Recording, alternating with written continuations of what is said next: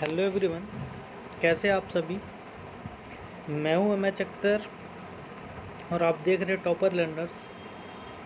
इस ये हमारा थर्ड डिस्कशंस है बीएड पेपर C1 को लेकर के, चाइल्डहुड एंड ग्रोइंग अप को लेकर के, जिसमें हम प्रीवियस ईयर क्वेश्चन डिस्कस कर रहे हैं। इससे पहले दो वीडियो हुआ है जिसमें 2018 और 2015-17 का पेपर हमने डिस्कस किया है। आज 2017 का पेपर हम डिस्कस करेंगे, C1 क्वेश्चन पेपर। और गाइज, अगर हम यही क्वेश्चंस को प्रिपेयर कर लेते हैं तो आई होप हम आंसर करके आ जाएंगे, क्योंकि अभी तक 2 साल का जो पेपर देखा है मैंने, उसमें मोस्टली क्वेश्चन जो एक दूसरे से सिमिलर है, वही क्वेश्चन बार बार रिपीट होता है, बस दूसरे तरीके से क्वेश्चन पूछने का ढंग बदल देता है। तो आज हम देखते हैं, इसमें लगभग ऑलरेडी हम लोग को पता ही है पैटर्न। क्वेश्चन जो LNMU में आता है वो टोटल 80 मार्क्स का आता है, ठीक। 80 मार्क्स में हमको 16 क्वेश्चन करने होते हैं, 5 क्वेश्चन करने होते हैं। एक क्वेश्चन 16 मार्क्स का होता है, तो 16 इंटू 5 किसके बराबर हो गया? 80 के बराबर हो गया। और हमको जो यूनिट दिया हुआ है, 10 क्वेश्चन 5 यूनिट में डिवाइडेड है, और हर यूनिट से, ईच यूनिट से एक क्वेश्चन करने हैं, और 5 यूनिट में, यानी हर यूनिट में 2 क्वेश्चन होता है। यूनिट वाइज दो में से हमको करने होते हैं एक। क्लियर? तो ये इसका पैटर्न है, और 16 मार्क्स का है, तो ज़्यादा से ज़्यादा अच्छे तरीके से हमको लिखने आना चाहिए। क्लियर? तो आज हम क्वेश्चन पेपर 2017 लेकर के आए हैं, उसको हम लोग डिस्कस कर लेते हैं। अगर इससे पहले वाला आपने नहीं देखा डिस्कशन, तो डिस्क्रिप्शन में उसका लिंक होगा, वहाँ से जा कर के देख सकते हैं। एक आइडिया लग जाता है कि क्या क्वेश्चन आने वाला है। फिर हम इसका एक सेट और करेंगे 1 साल का, या फिर इसका आंसर हम लोग प्रिपेयर करके आंसर को डिस्कस कर लेंगे। अगर ये सारा ही क्वेश्चन का आंसर डिस्कशन कर लेते हैं तो उम्मीद है कि आंसर करके हम लोग आ जाएंगे। तो स्टार्ट करते हैं। और स्टार्ट करने से पहले मैं ये कहना चाहूँगा कि पहली बार अगर विज़िट कर रहे हैं आप, तो टॉपर लर्नर्स को आप सब्सक्राइब कीजिए और ज़्यादा से ज़्यादा लोगों तक शेयर कीजिए, और बेल आइकन को दबाना बिल्कुल मत भूलिएगा, ताकि जो भी वीडियो अपलोड हो आपको उसकी नोटिफिकेशन पहले मिले। हमारे साथ बने रहिए, अच्छे तरीके से तैयारी हम लोगों की हो जाएगी। स्टार्ट करते हैं गाइस। देखिए, क्वेश्चन नंबर फर्स्ट जो है आज हमारा, what do you mean by childhood, वही है। 2018 में भी ये क्वेश्चन पूछा है। How family affect the childhood of child, परिवार कैसे अफेक्ट करता है बचपन को किसी भी बच्चे के। Describe with suitable example, example के साथ करना है। बचपना क्या है और कैसे फैमिली, उसको हिंदी में बाल्य अवस्था से आप क्या समझते हैं। बाल्य अवस्था से आप क्या, वही 5-6 साल तक बाल्य अवस्था होता है। बच्चों के बचपन को उसका परिवार किस तरह प्रभावित करता है, उपयुक्त उदाहरण के साथ वर्णन कीजिए। एक बच्चा का जो कंस्ट्रक्शन है, एक बच्चा का जो निर्माण आप कहिए, तो बेसिक जो है वो उसका परिवार ही है, और परिवार में बेसिक मदरसा जो है वो माँ का गोद है। इसको एक्सप्लेन करना है, या तो ये क्वेश्चन कीजिए या ये क्वेश्चन नंबर सेकेंड। बचपन के विकास में समुदाय की भूमिका की व्याख्या करें, यानी explain the role of community in the development of child. बिल्कुल, बच्चा का परिवार के बाद किस पे है? कम्युनिटी में है। अगर वो अच्छे कम्युनिटी में है तो अच्छे संस्कार पाएगा। अगर कम्युनिटी गलत है, उसका साथी संगत गलत है, जिस परिवेश में वो रह रहा है वो गलत है, तो वो कभी अच्छा संस्कार नहीं पाएगा। तो इसका रोल हमको डिस्कस करना है। बढ़ते हैं अगले क्वेश्चन की तरफ। 2 में से एक करना है। अगला क्वेश्चन है, why understanding of adolescence is important for a teacher, explain. Adolescence period का समझना एक शिक्षक के लिए क्यों ज़रूरी है? एक शिक्षक के लिए किशोरावस्था की समझ क्यों महत्वपूर्ण है, विवेचन कीजिए।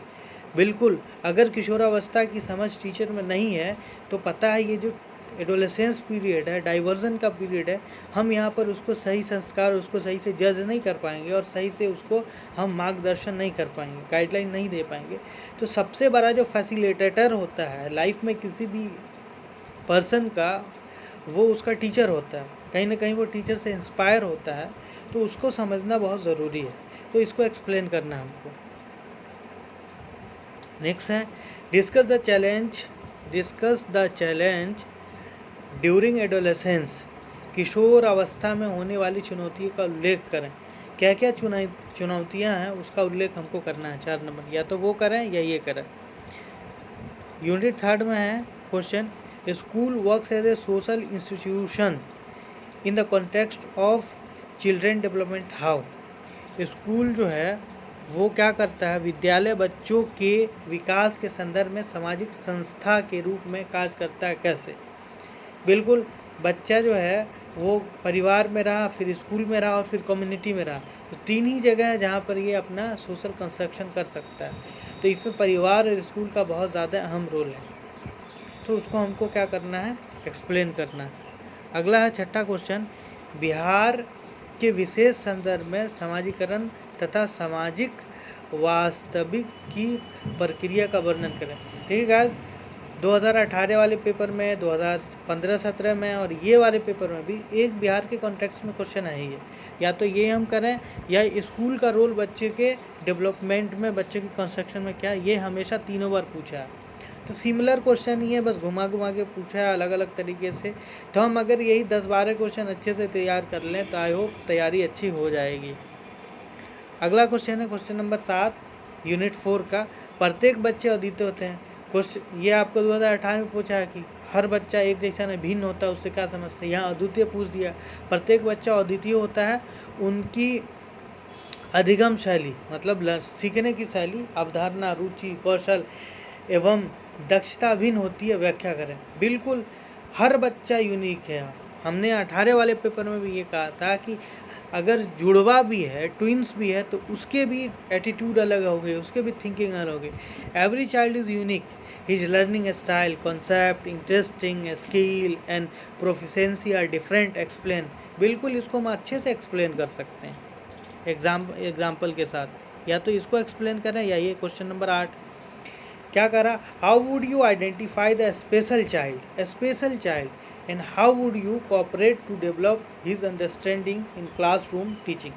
देखिए, स्पेशल चाइल्ड का मतलब यहाँ पर स्पेशली चैलेंज, जिसका IQ लेवल कम हो, थोड़ा सा मंदबुद्धि हो, थोड़ा सा ठीक मतलब कम सुन, मतलब आप ये बोल सकते हैं कि फिजिकली चैलेंज अगर है तो मतलब 14 कॉन्टेक्स्ट में फिजिकली चैलेंज है जो नया आपको आया है, जब से दिव्यांग नाम दिया गया है, तो 14 कॉन्टेक्स्ट है जिसमें वो एक क्या बोला सकता है, स्पेशली चाइल्ड उसको बोला गया है।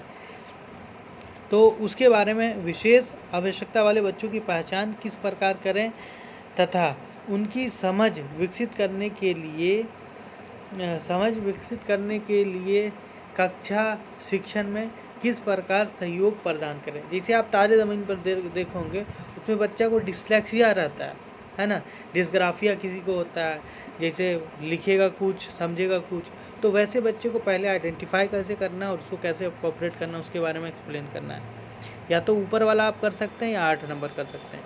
अब यूनिट 5 देखिए, यूनिट 5 लास्ट क्वेश्चन है, मतलब ये लास्ट क्वेश्चन है इसका।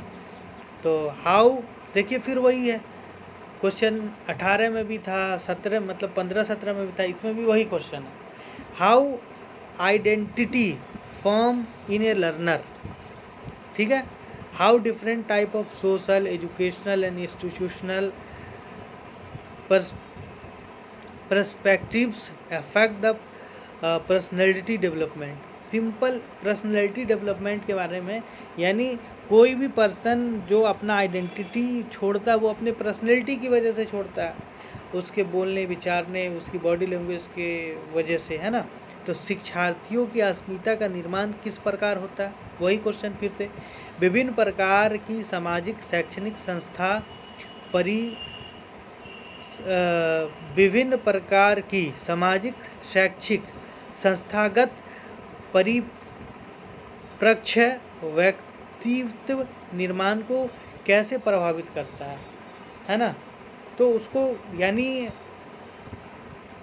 उसका जो पर्सनैलिटी डेवलपमेंट है समाज से कैसे अफेक्टेड होता है, स्कूल से कैसे अफेक्टेड होता है, या फिर डिफरेंट पर्सनालिटी से कैसे अफेक्टेड होता है। आज के दौर में सबसे ज़्यादा अफेक्टेड हो रहा है अगर बच्चा, तो वो किससे हो रहा है, सोशल मीडिया के थ्रू, तो उसको भी हम बता सकते हैं। तो इसके बारे में हमको डिस्कस करना है। या फिर ये देखिए रिपीटेड क्वेश्चन है, अगला है देखिए, write an essay on the effect of media technology and globalisation पर ग्रुप।